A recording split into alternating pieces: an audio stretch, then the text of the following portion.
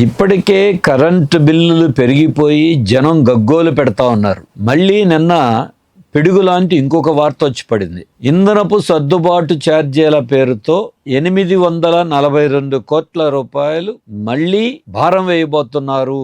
దీని మీద ఏదో గాలి కబుర్లు కాదు, విద్యుత్ నియంత్రణ మండలి పత్రికాముఖంగా ఏ నెల ఎంతెంత పెంచాలి అనేటువంటిది కూడా ఇప్పటికే నోటిఫికేషన్ విడుదల చేశారు. ఈ నెల 27వ తారీఖు లోపు అభ్యంతరాలు చెప్పమని. ఇది 2024 ఏప్రిల్ నుండి 25 మార్చి వరకు వాడుకుని బిల్లులు కట్టేసిన వాటికి మళ్ళీ అదనంగా మాకు ఖర్చులు పెరిగినాయి కాబట్టి మళ్ళీ కట్టండి అని జనం నెత్తిన వేయటానికి సిద్ధపడుతున్నారు. ఇప్పటికే తెలుగుదేశం కూటమి ప్రభుత్వం ఎన్నికల్లో ముందు ఎన్నికల్లో కూడా చాలా చెప్పింది.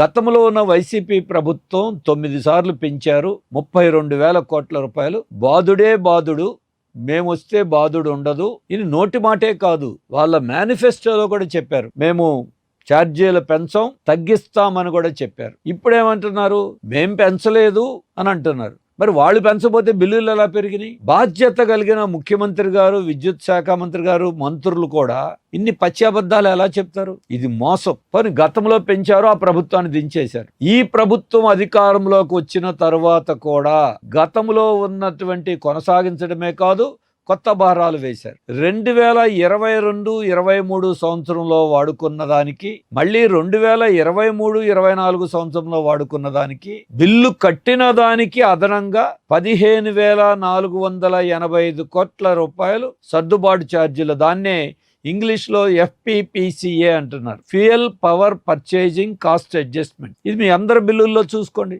2022, 2023 అని ఉంటుంది. దానికి ముందే 2014-19లో వేసిన ట్రూ అప్ ఛార్జీలు 36 నెలలు గత ప్రభుత్వంలోనూ ఈ ప్రభుత్వంలోనూ నిన్నటి వరకు వసూలు చేశారు. ఇది జరిగింది. దీని వల్లనే మన బిల్లులు పెరుగుతా ఉన్నాయి. దీనికి తోడు 2024-25 సంవత్సరాలకు సంబంధించిన దాని మీద ఇప్పుడు మళ్ళీ 842 కోట్ల రూపాయలు అంటున్నారు. ఇది కూడా పూర్తిగా నిజం కాదు. మీరు ప్రతి నెల చూడండి, మీ బిల్లులో అంతకు ముందు నెల, అంటే ఇప్పుడు మీరు జూలైలో ఉన్నారు, జూన్ నెలలో వాడుకున్న కరెంట్కి జూలై నెల బిల్లులో యూనిట్కి 40 పైసల చొప్పున ఇంధనపు సర్దుబాటు ఛార్జీ FPPCA వసూలు చేస్తా ఉన్నారు. గత ప్రభుత్వంలోనే కాదు, ఈ ప్రభుత్వం వచ్చిన తర్వాత కూడా ప్రతి నెల ప్రతి వినియోగదారుడికి వసూలు చేస్తున్నారు. దీన్ని ఏమంటారు? ఛార్జీలు పెంచకపోతే ఎందుకు 40 పైసలు అదనంగా చేయాలి? గతంలో వాళ్ళు వేశారు, మీరు రద్దు చేయొచ్చు కదా, మేము తగ్గిస్తామన్నారు కదా. ఈ రకంగా చూస్తే సంవత్సర కాలంలో 2 కోట్ల మంది వినియోగదారుల దగ్గర సుమారుగా 2,787 కోట్ల రూపాయలు ఇప్పటికే అడ్వాన్స్గా సర్దుబాటు ఛార్జీ వసూలు చేశారు. ఇది దేనికి? అంటే ఇంధనం రేటు పెరుగుతుందో మీకు ముందే తెలుసా?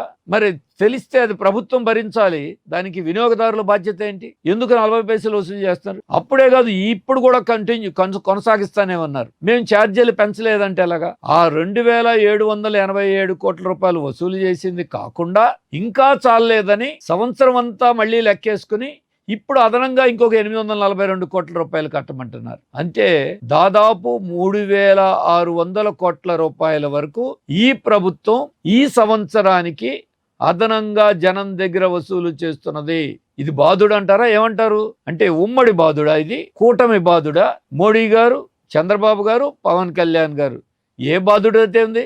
జగన్ గారు బాధుడితే అయితే ఏమైంది, ఇప్పుడు కూటమి బాధుడైతే ఏమైంది? జనం దగ్గర కట్టాల్సింది. అందుకే మేము పెంచలేదు. ఇంకొకటి, కొంతమంది మీడియాలో కొంతమంది చెప్తున్నారు ఏమని, కూటమి ప్రభుత్వం గత ప్రభుత్వం లాగా అవినీతికి పాల్పట్టలేదు, అలాగే అడ్డగోలుగా ప్రైవేట్ కంపెనీల నుంచి విద్యుత్ అధిక రేట్లు పెట్టి కొనడం లేదు, కాబట్టి మా దగ్గర ఖర్చులు తగ్గుతాయి, కాబట్టి ఛార్జీలు తగ్గుతాయని ముఖ్యమంత్రి గారితో సహా అందరూ చెప్పారు.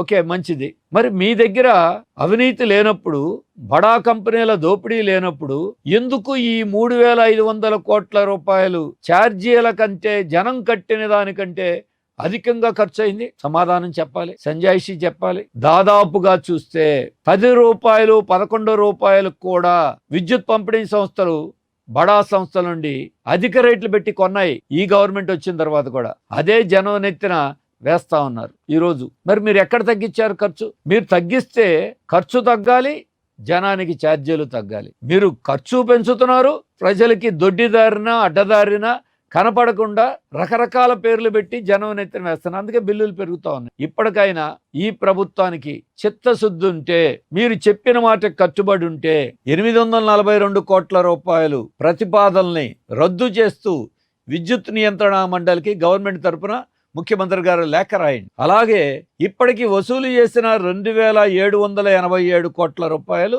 ప్రజలకి, వినియోగదారులకు వెనక్కి ఇవ్వండి. వెనక్కి ఇవ్వటం అంటే ఇప్పుడు కట్టే బిల్లుల్లో దాన్ని తగ్గించేయండి. ఇది కాకుండా విద్యుత్తులో ఆంధ్రప్రదేశ్లో 3 ఏరియాలుగా 3 పంపిణీ సంస్థలు ఉన్నాయి. శ్రీకాకుళం జిల్లా నుండి ఏలూరు జిల్లా వరకు ఉన్న ఉమ్మడి జిల్లాలన్నీ కలిపి తూర్పు eastern power distribution company limited, ఉమ్మడి కృష్ణా, గుంటూరు, ప్రకాశం జిల్లాలో సెంట్రల్ పవర్ డిస్ట్రిబ్యూషన్ కంపెనీ, ఉమ్మడి రాయలసీమ, నెల్లూరు జిల్లాలు కలిపి ఎస్పీడీసీఎల్ అంటారు. ఇట్లా 3 భాగాలుగా ఈ తూర్పు పంపిణీ సంస్థలో 1292 కోట్ల రూపాయలు మిగులు ఏర్పడింది. మిగులు అంటే దాంట్లో ఆల్మోస్ట్ ఆల్ 1000 కోట్లు ముందుగా వసూలు చేశారు. పోనీ మీరు చెప్పిన లెక్క 1292 కోట్లు మిగులు వచ్చినప్పుడు ఇంధనపు రేట్లు, ఖర్చులు పెరిగితే జనం దగ్గర వసూలు చేశారు. ఇప్పుడు 1292 కోట్లు మిగులు వచ్చింది కాబట్టి ఆ మిగులుని ప్రజలందరికీ ట్రూ అప్ కాదు, ట్రూ డౌన్ చేసి ఛార్జీలు తగ్గించండి. రాబోయే బిల్లుల్లో వాటిని తగ్గించండి. వసూలు చేసిన 2797 కోట్లు వెనక్కి ఇవ్వండి. అలాగే మిగిలినటువంటి 1292 కోట్ల రూపాయలు ఛార్జీలు తగ్గించి మీరు నిజంగా చెప్పిన మాటకి కట్టుబడి ఉండండి. అలాగే తూర్పు పంపిణీ సంస్థలో మిగులు ఏర్పడి సెంట్రల్, సదరన్ పంపిణీ సంస్థల్లో ఎందుకు ఇంత ఖర్చులు ఎక్కువ పెరిగినాయి? మరి అక్కడ మిగిలినప్పుడు ఇక్కడ కూడా మిగలాలి కదా. అంటే ఎక్కడ మోసం జరుగుతూ ఉంది, ఎక్కడ అవినీతి జరుగుతూ ఉంది, ఎక్కడ అక్రమాలు జరుగుతున్నాయి, దీనికి ప్రభుత్వం ప్రజలకి, వినియోగదారులకి సమాధానం చెప్పాల్సిన అవసరం ఉంది. అందుకే మళ్ళీ ఛార్జీలు పెంచే ఆలోచన, సర్దుబాటు ఛార్జీలు విరమించి సరిపెట్టుకోవటం కాదు, జనం దగ్గర నుండి అధికంగా వసూలు చేసి వెనక్కిచ్చి మీ నిజాయితీ ఎంతో రుజువు చేసుకోవాలి. దీనికి తోడు ఇంకా రాబోయే కాలంలో స్మార్ట్ మీటర్లు, అదొక దోపిడీ రాబోతోంది. దాని మీద పోరాటం చేయాల్సిందే. ప్రభుత్వం కనుక దీనికి సమాధానం చెప్పి ఛార్జీలు తగ్గించకపోతే సిపిఎం, భారత communist party Marxist Andhra Pradesh committee తరఫున రాష్ట్ర వ్యాప్తంగా ఇప్పటికే ఉద్యమాలు చేస్తాం. భవిష్యత్తులో కూడా ఉద్యమాలు తీవ్రతరం చేస్తాం. ప్రభుత్వాన్ని నిలదీస్తాం. సమాధానం చెప్పాల్సి